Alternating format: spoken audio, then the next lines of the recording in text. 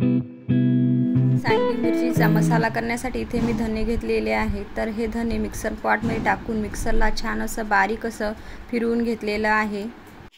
सांडगी मिरची बनवण्यासाठी इथे मी हिरव्या मिरच्या घेतलेल्या आहे, कमी तिखटाच्या आहेत। त्यासाठी इथे मी धना पावडर, जिरा पावडर, लाल तिखट, कांदा लसूण मसाला, चवीपुरतं मीठ आणि अर्धी वाटी दही घेतलेला आहे। आता इथे मी ह्या मिरच्या 2 ते 3 पाण्याने स्वच्छ धुवून पुसून कोरड्या करून घेतलेल्या आहेत। आता चाकूच्या साहाय्याने ज्या साईडनं मिरची चांगली बसते त्या साईडने असं मधातून कट करायचं आहे, वरच्या साईडनं फक्त। आणि हाताला पन्नी घालायची आहे। त्याच्यामधलं आतमधलं जे बी आहे ते बी आपल्याला बोटाच्या एका बोटाच्या साहाय्याने मधलं बी काढून घ्यायचं आहे, कारण आपल्याला त्या मिरचीमध्ये मसाला भरायचा आहे। तर बी काढल्यामुळे कमी तिखट लागते आणि मसालाही व्यवस्थित बसतो त्यामध्ये। तर इथे मी एक मिरची कापून घेतलेल्या साईडला दुरडीमध्ये ठेवलेली आहे। अशा एखादी तुम्ही टोपली वगैरे काही घेऊ शकता, त्यामध्ये ठेवायची आहे। असं हे बघा, सेम त्याच पद्धतीनं पहिली मिरची कापली तशीच दुसरी सेम। तर आता आपण मधातून कट केलेले आहे आणि बोटाच्या साहाय्याने हे पूर्ण असं बी काढून घेतलेलं आहे। तर आता आपण ह्या सगळ्या मिरच्या इथे बिया काढून झालेल्या आहेत, तुम्ही बघू शकता। संपूर्ण बी इथे आपल्या ताटामध्ये जमा झालेलं आहे, तुम्ही बघू शकता। आता आपण इथे अर्धी वाटी धना पावडर घेतलेला आहे आणि इथे मी जिरा पावडर घेतलेला आहे 2 चम्मच। हे जिरा पावडर मी भाजून घेतलेला आहे आणि मिक्सरला फिरवलेला आहे। तर इथे मी मिरचीचा लोणचं मसाला घेतलेला आहे, तर तो आहे 2 चम्मच। आणि इथे मी 1 चम्मच लाल तिखट घेतलेला आहे, तर लाल तिखट हे कमी टाकायचं आहे। आणि इथे मी चवीपुरतं मीठ वापरलेलं आहे।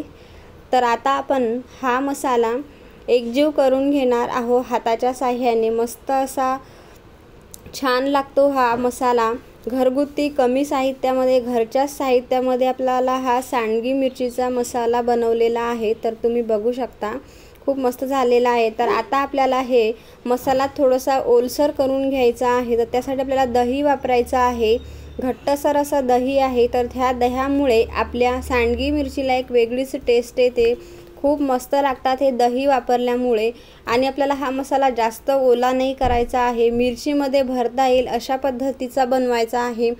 जास्त जर पातळ झाला तो मिरची टाकता येणार नाही आणि जर तो कोरडा राहिला तर तो मिरचीच्या बाहेर पडण्याची शक्यता असते। जेव्हा आपण ती मिरची तळू तर तो तेलामध्ये मसाला वितळू शकतो, बाहेर पडतो तेलामध्ये, मग आपलं तेल खराब होते आणि करपतं। तर त्यासाठी आपल्याला थोडंसं असा जेवढं भिजल तेवढंच मसाला इथे तयार करायचा आहे। मी ज्या पद्धतीने व्हिडिओमध्ये दाखवलेला आहे अशा पद्धतीचा ओलसर असा करून घ्यायचा आहे। आता इथे आपण हिरवी मिरची घेणार आहोत। तर आता ह्या सांडगी मिरचीमध्ये आपल्याला मसाला भरायचा आहे। तर कट केलेले आपण बिया काढून घेतलेल्या आहेत, आतमध्ये असा मसाला भरायचा आणि पॅक करायची आहे। हे बघा, अशी बंद करून घ्यायची। तर आता आपल्याला अशाच पद्धतीने आता दुसरीसुद्धा हिरवी मिरची घेऊन आपल्याला त्यामध्ये मसाला भरायचा आहे। तर बघा, आतमध्ये जास्त असा फुल नाही भरायचा आहे, जर खूप जास्त असा भरला तर ती बंद होत नाही आणि ती बंद नाही गेली तर मसाला बाहेर पडतो। तर बघा, या पद्धतीने थोडा कमीच भरायचा आहे आणि मिरची आपल्याला बंद करून घ्यायची आहे। बघा, अशा पद्धतीने मस्त आपल्या इथे ही सांडगी मिरची खूप मस्त बनते, मसालाही मस्त झालेला आहे। तर आता आपण ह्या सगळ्या मिरच्या अशाच पद्धतीने भरणार आहोत, सेम तीच क्रिया। बघा, खूप मस्त हा मसाला घरच्या घरी बनवलेला असल्यामुळं हा टेस्टी आहे, खूप चवीला खूपच मस्त लागतो।